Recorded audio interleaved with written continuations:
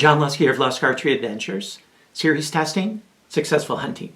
Today I'm going to be testing a really old broadhead, okay? I love testing new ones that come out, but then it's kind of fun to test the old ones and see how they stack up. How do they compare with what's coming out now? Are the old ones better, or have the new ones evolved to a place that the old ones never could reach? Well, today, thanks to a buddy of mine, Adrian Hernandez, who donated these heads, I'm going to be testing out the Bear Converta-Razorhead.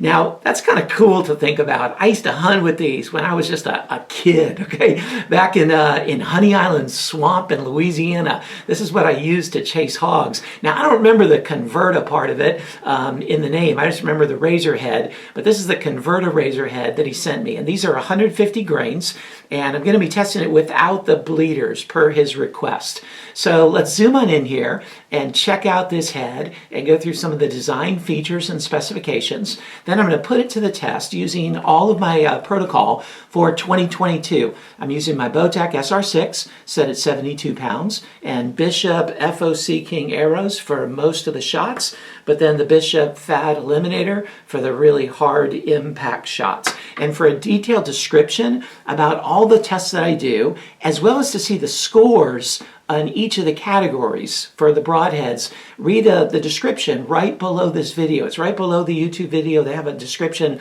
and I put in all the data that you need to know about this broadhead. So thanks, Adrian, for donating the broadheads. Let's check out this Bear Converta-Razorhead. So here's a good look at the Bear Converta-Razorhead.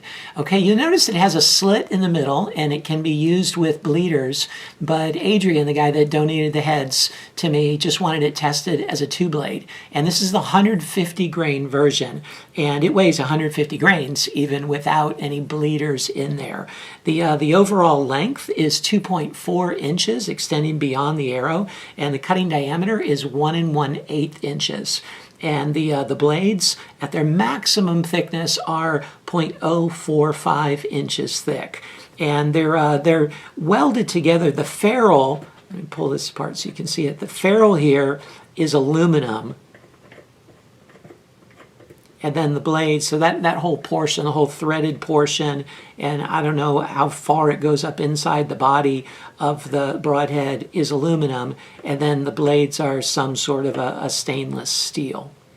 And also these blades have been sharpened, not by me, but before I got them, they've been resharpened. So full disclosure, I wanted to reveal that. But man, you know, it's difficult to find this kind of head that something hasn't been done to it, and it'll still make for a fun test. Now, I will note that I have a couple of these heads, and they both have a bit of a wobble as they spin. It's not too bad, but if you look at the tip, you can see it wobbling around as it spins. But I'm really eager to put this to the test and see how this Bear Converta-Razorhead performs.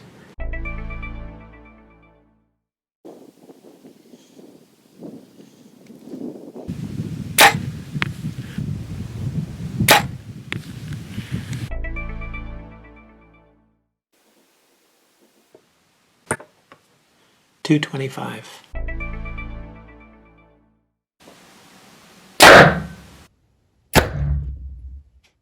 It's kind of hard to see it in this video here, so let me switch to an image that's been zoomed in.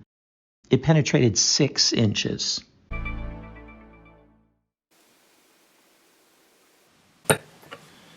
.250. It penetrated through 57 layers.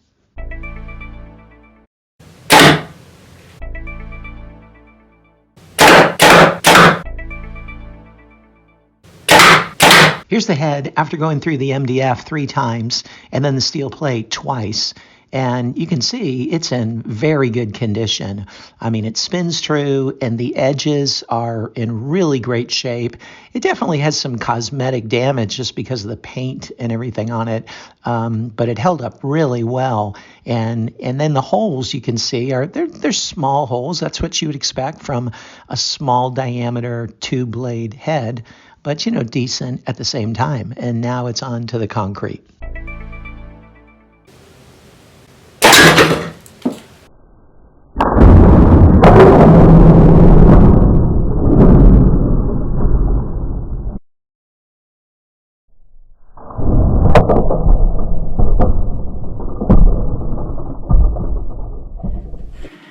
So here's the head after impacting the concrete, and as you can see, it did not do very well. Now, to its credit, it did well through the MDF and pretty well through the steel, but in a zero penetration test like that with the concrete, man, it just became a mangled mess. You can see a big chunk of the blade broke off there, and then the rest just kind of collapsed and folded over.